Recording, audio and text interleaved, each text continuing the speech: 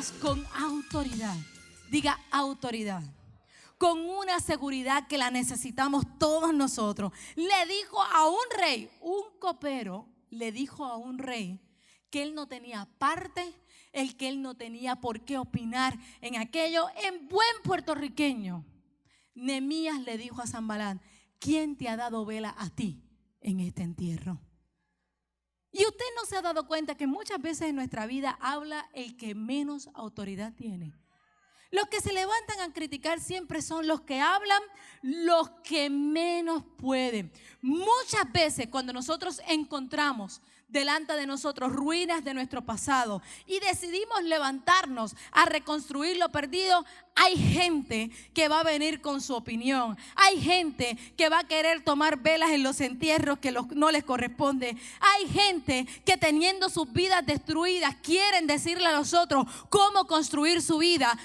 Hay gente que teniendo matrimonios destruidos quieren decirle a otros cómo construir un matrimonio. Hay gente que teniendo hijos perdidos quieren decirle a otros cómo criar los hijos. Y nosotros los hijos de Dios tenemos que levantarnos con autoridad, aprender a distinguir quién puede hablar sobre mi vida y quién no puede hablar sobre mi vida. Tú tienes que entender y discernir en esta hora quiénes son aquellos que tienen autoridad suficiente para hablar sobre ti y quiénes son aquellos a quien tú le vas a decir: tú no tienes parte, tú no tienes jurisdicción, tus palabras no me van a afectar, tus palabras no van a cambiar mi deseo de echar este matrimonio hacia adelante. La frustración del fracaso de tu matrimonio no va a entrar a mi casa y no va a afectar el mío. La frustración del fracaso de tus hijos no va a entrar a mi casa y no va a afectar a los míos, porque tenemos que entender que no hay jurisdicción sobre palabras negativas que se quieran hablar a nuestra vida. Y escúchame bien, Nehemías lo resolvió bien fácil. Nehemías dijo: tú no tienes parte, tú no eres ni siquiera israelita, tú no entiendes lo que nosotros queremos hacer y lo que vamos a hacer. Tus palabras no tienen valor. Hay algunos de ustedes que dicen: eso dice usted, pastora, pero quien se levanta a hablar en contra mía es alguien cercano. Quizás es mi familia, quizás son tus padres, quizás son tus hermanos, quizás hay una tía entremetida que anda Santo Dios. Quizás hay una tía por ahí entremetida que anda opinando y hablando de tu marido y hablando de tu negocio y hablando de tus hijos. Y mira el pensamiento que Dios tiene para ti en esta hora. Porque algunos de ustedes dicen: pastora, pero yo no me puedo cambiar de familia, no me puedo cambiar mis padres, no puedo cambiar mis tíos, no puedo cambiar mis hermanos.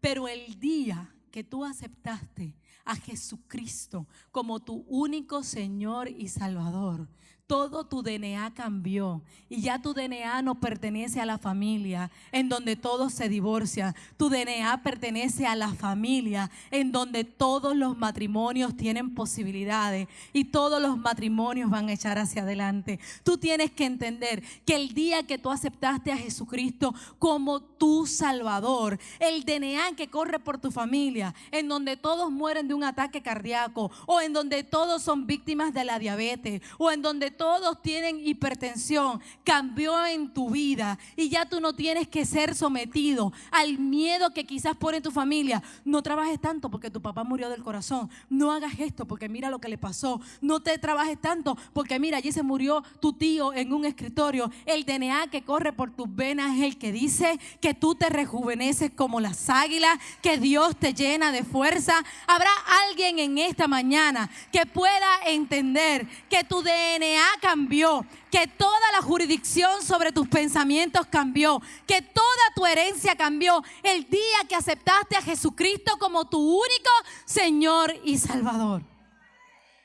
Y Nehemías pudo dejar a un lado las palabras de Sanbalat, porque Nehemías dijo: tus palabras llegan hasta aquí, tus palabras tienen este valor.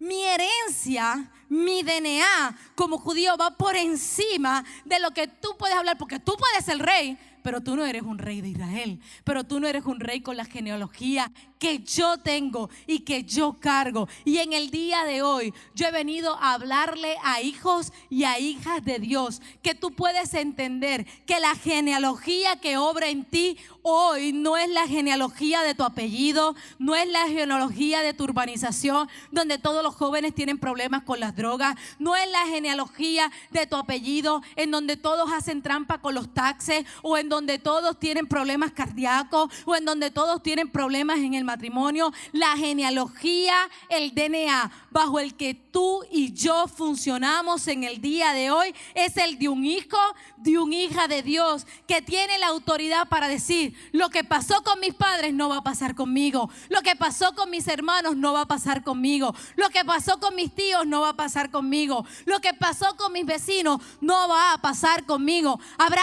alguien en este lugar que hoy con autoridad tú te puedes levantar y decir: los que se han levantado en contra mía, hoy te digo, tú no tienes parte, tú no tienes suerte, tú no tienes autoridad, tú no tienes semejanza, tú no tienes jurisdicción sobre mi vida, porque yo le sirvo a un Dios vivo que por mí corre un DNA que es completamente diferente.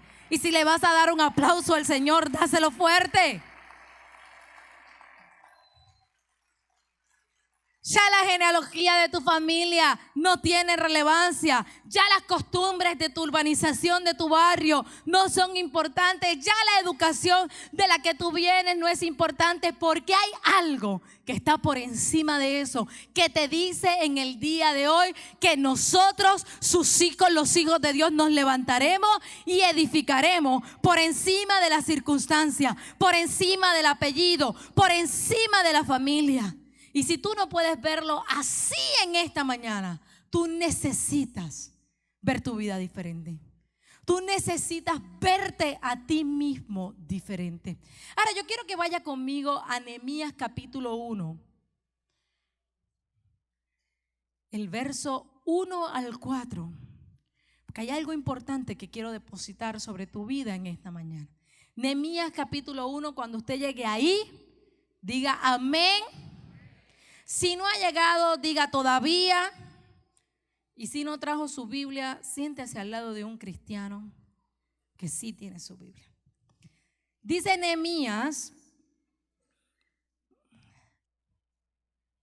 capítulo 1, el verso 1 al 4. Palabras de Nehemías, hijo de Acalías. Aconteció en el mes de Quisleu, en el año 20, estando yo en Susa, capital del reino, que vino Hanani, uno de mis hermanos, con algunos varones de Judá, y le pregunté por los judíos que habían escapado y que habían quedado de la cautividad, y preguntó por Jerusalén. Y me dijeron: el remanente de los que quedaron de la cautividad allí en la provincia están en gran mal y afrenta, y el muro de Israel derribado y sus puertas quemadas con fuego. Y mire el proceso por el cual pasó Nehemías. Un verso es lo que dura el proceso, y que yo quiero que usted entienda en esta mañana. Cuando oí estas palabras, me senté y lloré, e hice duelo por algunos días, y ayuné y oré delante de ¿quién? ¿Qué hizo Nehemías? Lloró, se lamentó, hizo duelo, pero inmediatamente se levantó y fue delante del Dios al que él le servía. El duelo habla acerca de expresiones de dolor. Todos y cada uno de nosotros en nuestra vida hemos pasado por algún duelo, ya sea la muerte de un familiar, que usted sabe que nos lleva a tomar decisiones, nos lleva a pensar. Algunos de nosotros, alguien de nuestra vida ha sido removido abruptamente. Y una de las cosas que tiene que pasar en nuestra vida es el duelo. El duelo no es otra cosa sino las expresiones que tenemos en nuestro ser, las reacciones que tenemos en nuestro carácter, las reacciones que tenemos en nuestra vida a través de la pérdida de algo o de alguien. Muchos pensamos que el duelo solamente se da cuando perdemos a alguien, que alguien muere y tenemos ese tiempo, ¿verdad?, en donde nuestra vida se está ajustando a eso. Pero a veces perdemos algo que también produce duelo en nuestra vida. Perdemos una idea de algo que pensamos que iba a ser de una manera y no es de esa manera. Perdemos a alguien que no necesariamente se ha muerto, pero que sí alguien que se ha ido de nuestra vida. Perdemos algo como un empleo, como un trabajo, como una casa, como un auto y hasta, como mencioné, una idea. Y todos y cada uno de nosotros hacemos duelo cuando recordamos las cosas pasadas, cuando honramos el pasado teniendo tristeza en nuestro corazón. Pero una de las cosas más importantes del duelo que todos nosotros tenemos que entender, que la razón por la cual el duelo afecta a nuestra vida es porque hay incertidumbre acerca del futuro. Aunque es un proceso normal, es un proceso natural, el duelo tiene un tiempo de expiración. Una de las cosas que explican los psicólogos es que cuando una persona muere, aunque sea una persona que muera abruptamente, aunque sea alguien que perdamos sin nosotros haberlo preparado para ello, no es lo mismo tener una persona que ha ido enfermando y que su vida y su salud se ha ido degradando, para lo cual muchas veces nos tenemos que preparar para lo peor, que un día recibir una llamada telefónica y decir que hubo algo crítico o algo extremo que le ha arrebatado la vida a alguien. Son dos situaciones completamente diferentes y ambas pasan por el proceso del duelo. Y una de las cosas que explican los psicólogos es que el duelo tiene un tiempo de expiración. Si todavía tú estás llorando a una persona que murió hace 20 años, tu tiempo de expiración ha pasado hace rato y ha llegado el momento que tú te muevas acerca de eso. Si la mujer o el hombre que te dejó hace 4 o 5 años que está fuera de tu vida, tu tiempo de expiración ha pasado hace rato. Porque dicen los psicólogos que un tiempo de duelo saludable debe ser entre 6 a 18 meses. Menos de 6 meses es alarmante. Mucha gente dice, no, porque ya a los 3 meses yo estaba de lo más bien. Toma 6 meses mínimo y lo máximo 18 meses. 18 meses y un día y tú estás llorando algo por tiempo extendido, por tiempo extra. Y muchas personas dicen, es que usted no ha sentido la pérdida, es que usted no puede hablar de esa manera porque usted no sabe lo que ha pasado en mi vida.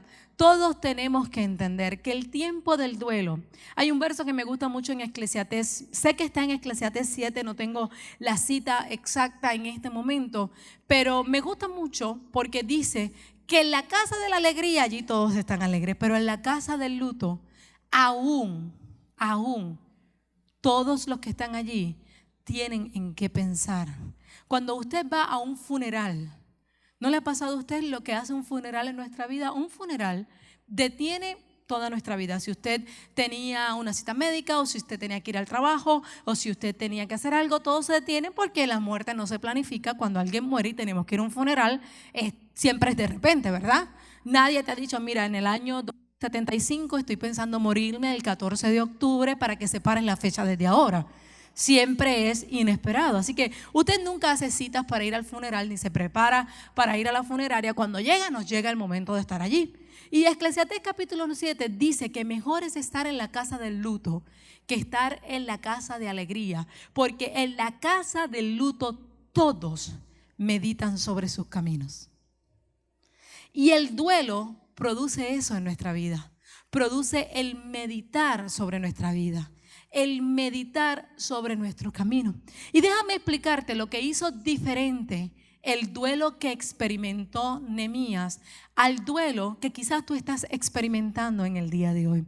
Quizás tú estás aquí y perdiste un familiar por causa de muerte o por causa de pérdida, problemas en el carácter de la persona y se fue de tu vida y ya no está ahí. Quizás tú perdiste dinero, quizás perdiste un negocio, quizás perdiste un hijo que no está contigo en el día de hoy. Y el tiempo de duelo de Nehemías lloró cuando supo la noticia. Nehemías pasó duelo. Nehemías se lamentó. Porque entiende hoy, hijo de Dios, que no te falta la fe cuando tú lloras una pérdida. Entiende hoy, hija de Dios, que no te falta la fe cuando hay duelo en tu corazón por alguna situación difícil o por alguna situación inesperada. Lo que sí tenemos que entender es que no podemos permanecer interminadamente en ese duelo. Y que como hizo Nehemías, yo lloré, me dolió, pasé el duelo, pero hoy me levanto y estoy de pie.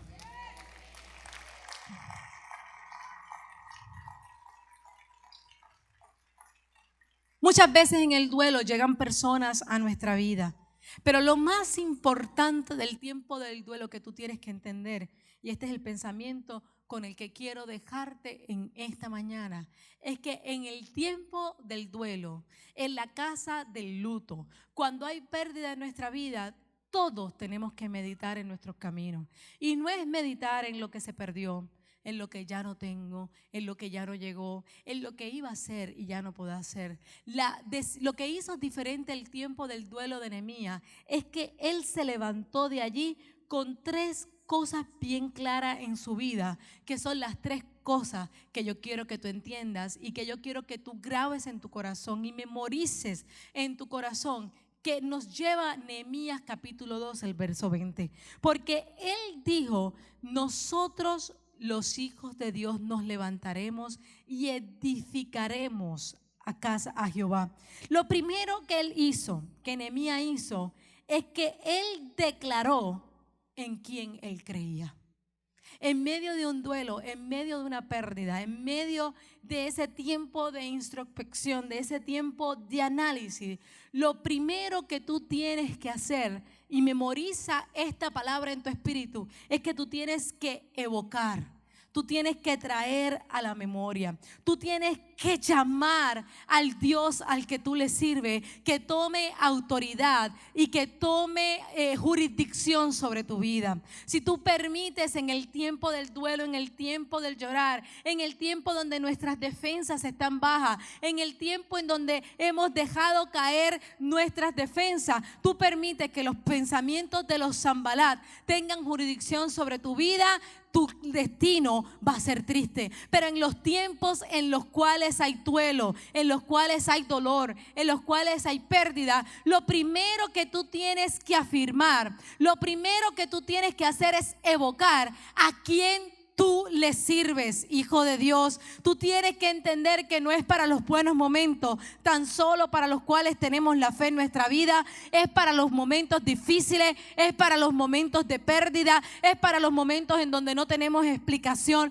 de lo sucedido, es para los momentos en que no sabemos qué es lo que va a pasar mañana, ni el mes que viene, ni el año que viene. Para esos momentos es que nuestra fe debe estar firme y nuestros pies tienen que estar parados, y no debemos ser tímidos en evocar que somos hijos de un Dios y que le servimos al Dios que está en los cielos. Entiende en esta hora que muchas veces tenemos un familiar y ha enfermado y nosotros hemos creído y hemos declarado que va a estar sano, pero muere de esa enfermedad, y entonces nos sentimos tímidos y decimos: pero si yo le oré a Dios para que lo sanara y no lo sanó, ¿cómo le voy a predicar ahora a mi familia? ¿Cómo le voy a decir que todavía le creo a Dios? En esos momentos es cuando tus defensas tienen que levantarse más altas y tú decir: por encima de lo sucedido, creo en el Dios que está en los cielos, que sé que no me ha abandonado, que sé que no me ha dejado y que sé que mis oraciones no han sido en vano. Y escúchame bien, hay cosas que hoy tú vas a tener que dejar ir, hay cosas que hoy tú vas a tener que renunciar a ellas, pero entiende que el Dios de los cielos no te ha fallado. El Dios de los cielos tiene un plan mayor para ti y tú tienes que aceptarlo y tú tienes que recibirlo. Y hoy tú tienes que salir de aquí evocando que tú le sirves al Dios que está en los cielos. Nunca seas tímido para que la gente sepa que tú eres cristiano. Nunca seas tímido para que la gente sepa que tú le sirves a Dios. Nunca seas tímido para que la gente sepa que tú eres un lavado y un consagrado por la sangre de Cristo. Y déjeme extender la sábana en esta mañana. Nunca seas tímido para decir que tú eres de fuente de agua viva, que tú le crees a un Dios que prospera, que tú le crees a un Dios que sana, que tú le crees a un Dios que salva a tu familia. Y lo primero que hizo Nehemías en su tiempo de duelo es que él puso las cosas claras. Se cayeron los muros, quemaron las puertas. Los hijos de Dios están en problemas, pero el Dios que está en los cielos sigue siendo Dios. Es que él declaró: nosotros sus siervos nos levantaremos. Él declaró quiénes eran ellos. No solamente que Dios era el Dios de los cielos y el Dios de aquella tierra, sino que él declaró quiénes eran ellos. Tú tienes que entender quién tú eres en Cristo Jesús.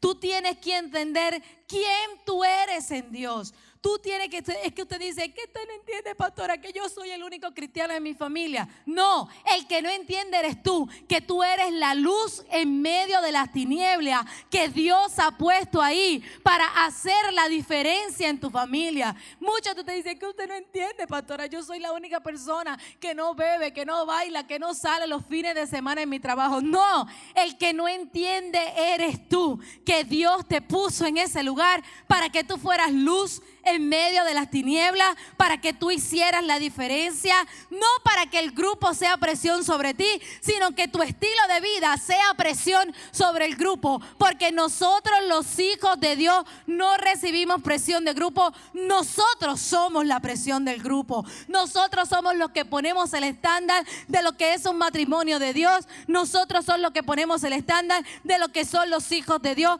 nosotros somos los que ponemos el estándar de cómo debe conducirse un hijo de Dios en esta tierra. Y yo he venido a hablarle a gente que tú estás listo para que el grupo no ponga presión sobre ti, para que tú pongas presión sobre el grupo, confesando y creyendo todos los días de tu vida que el Dios que es Dios en los cielos es Dios en la tierra, y que nadie se equivoque contigo.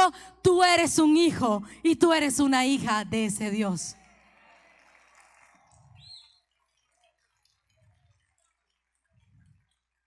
Y tú puedes creer en el Dios de los cielos, que es Dios en la tierra. Y tú puedes creerte un hijo de Dios.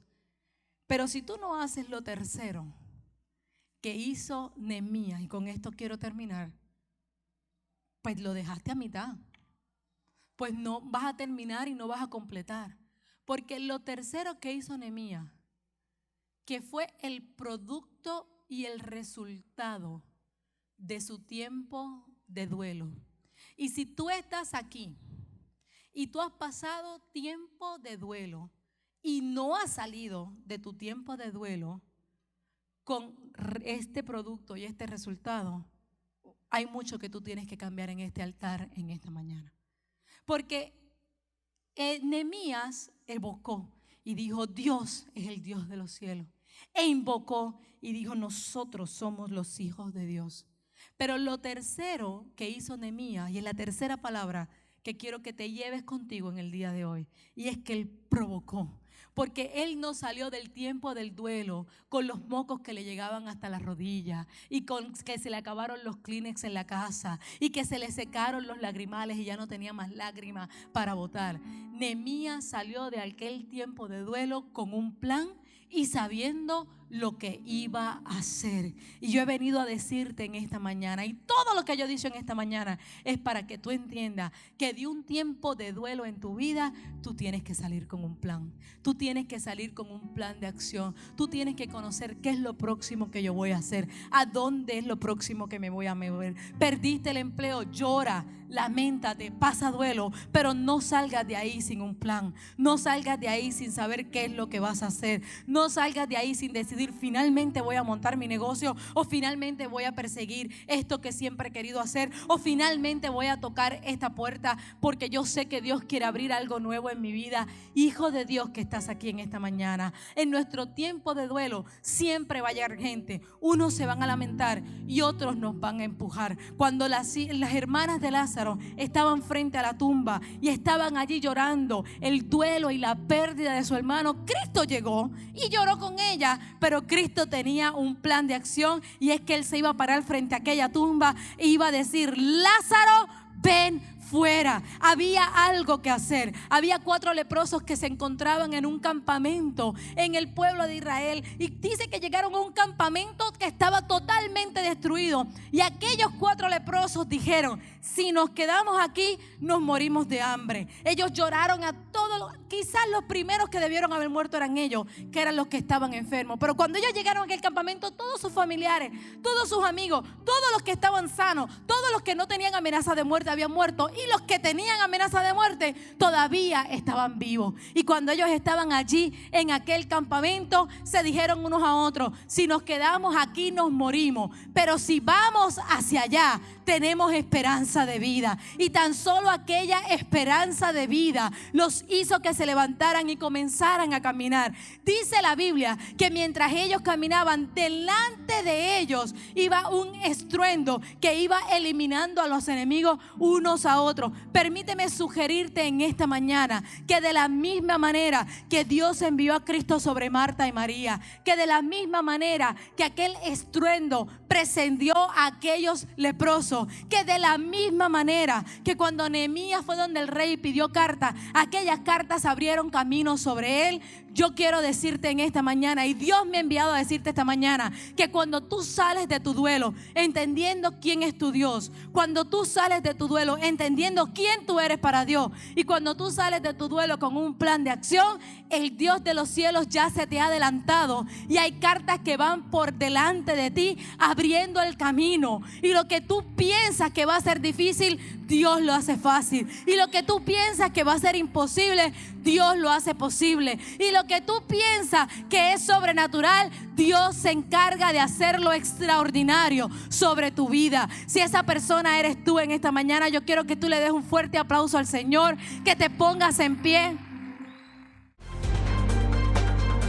Gracias por haber acompañado al pastor Otoniel Font en esta edición de Generación Victoriosa. Si este mensaje ha sido de bendición para tu vida, puedes obtenerlo llamando al número que aparece en pantalla. También puedes hacerlo accesando nuestra página en el internet www.otonielfont.com. Te esperamos en la próxima edición de Generación Victoriosa con el pastor Otoniel Font.